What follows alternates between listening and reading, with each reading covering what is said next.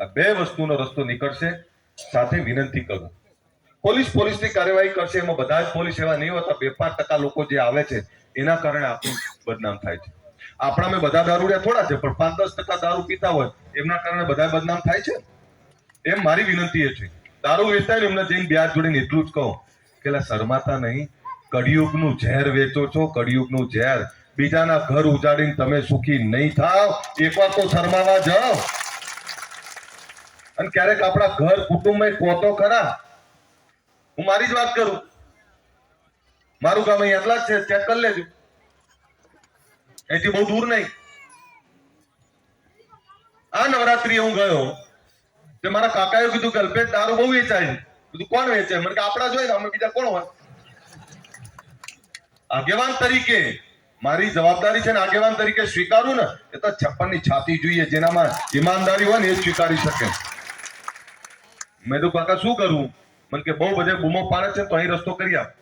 એટલે મેં ડીએસપી સાહેબને ફોન કર્યો. સાહેબ, મારા ગામમાં વેચાય છે, બંધ કરવો છે. જે રીતે થાય એ રીતે. લેડીઝ હોય તો લેડીઝ પોલીસ બોલાવો, પુરુષ હોય તો પુરુષ પણ બોલાય. મારો વરઘોડા કાઢો હોય, દોયડે બાંધો, જે કરવું એ કરો. કોઈ એવું કહે છે કે મારા મામા છે, મારા કાકા છે, મારા ફુવા છે, મારી મામી છે, મારા દાદી છે, જે કહેતા હોય એ. મારું નામ આપે તો વિડીયો બનાવજો અને પછી 2 માગજો વધારે ભેગી.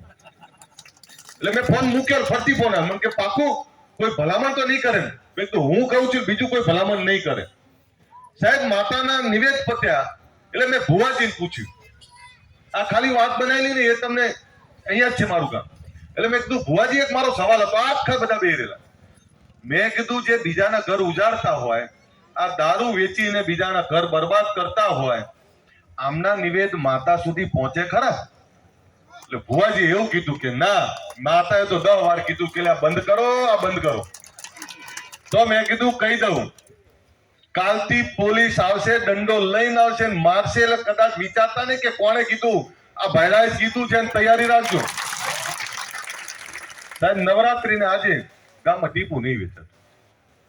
તે પોલીસની કામગીરી બિરદાવી તો પડે.